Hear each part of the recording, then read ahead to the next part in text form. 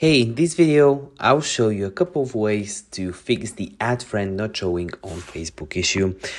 If you appreciate this tutorial, hit the like button, hit the subscribe button, and let's start.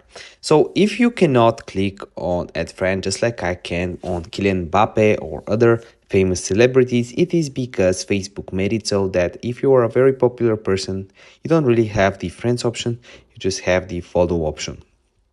I guess this is for privacy reasons, and obviously imagine the thousands, the millions of the 17 million requests he would have gotten for friends or stuff like that.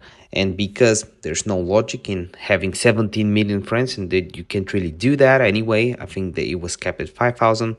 This is why there is no such option.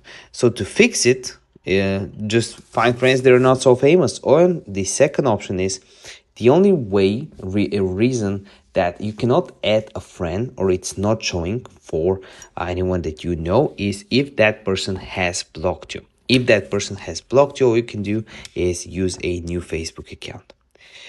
If you still have any questions or have any concerns, let me know in the comment section down below and I would love to help you out. If this video did help you out, give me a like, hit the subscribe button if you're new, and see you in the next one. Bye.